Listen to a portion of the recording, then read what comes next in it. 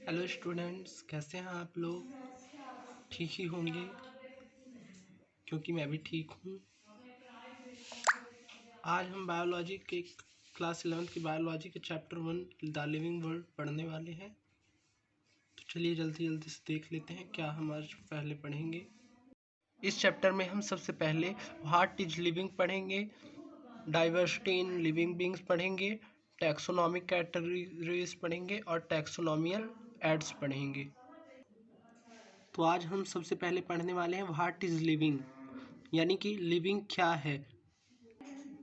हम लिविंग को समझने की कोशिश करते हैं तो हम उनकी डिस्टिंक्टिव कैरेक्टरिस्टिक्स देखते हैं, जैसे कि growth, reproduction, ability to sense environment, metabolism, cellular organisation, consciousness.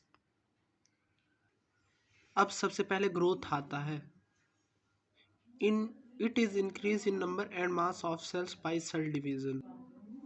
ये किसी भी लिविंग ऑर्गेनिज्म के नंबर या फिर मास ऑफ सेल इंक्रीज का होता है। Growth of an individual organism has to characteristics. First, increase in body mass and second is increase in number. In plants, growth is continuously throughout their lifespan.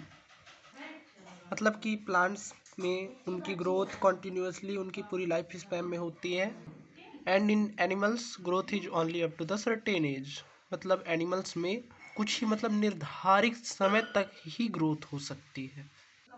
एक चीज़ और, non living things में भी growth होती है, जैसे mountains के ऊपर बर्फ की परत जम जाना। Growth of mountain is not a characteristic feature or defining feature of growth, and same of it, there are many examples of growth in non-living objects. Hence, we cannot conclude it as an defining feature of growth. Okay, तो हमारा growth वाला topic का and होता है। और अगर आपको कोई डाउट्स हो तो स्क्रीन में मेरा व्हाट्सएप नंबर शो हो रहा है, उसमें आप अपने डाउट्स क्लियर कर सकते हैं। अब बढ़ते हैं नेक्स्ट टॉपिक यानी रिप्रोडक्शन की ओर।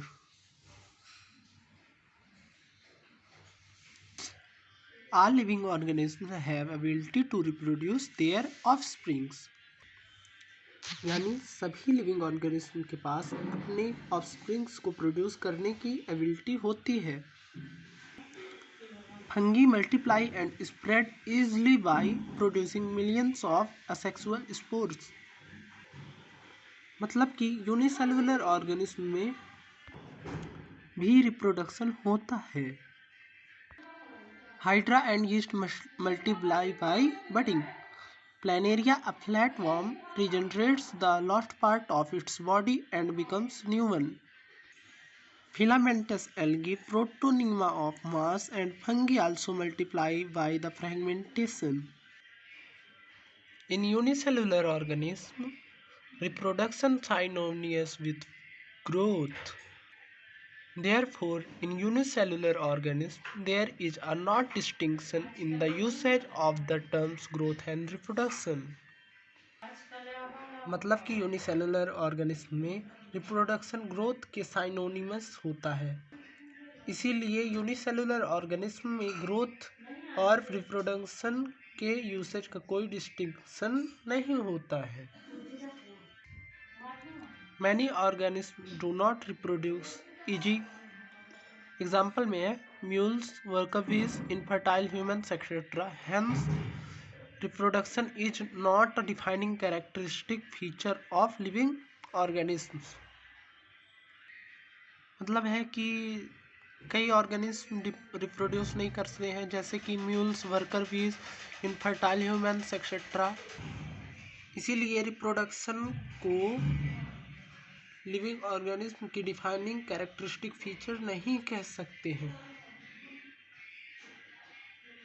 चलिए स्टूडेंट्स, आज के लिए बस इतना ही।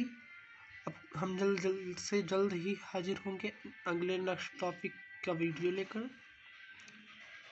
अगर आप लोगों ने अभी तक इस चैनल को सब्सक्राइब नहीं किया है तो जल्दी से जल्दी सब्सक्राइब कर लें और बेल आइकन को भी प्रेस कर लें ताकि जल्दी से वीडियो आपके पास आ जाए।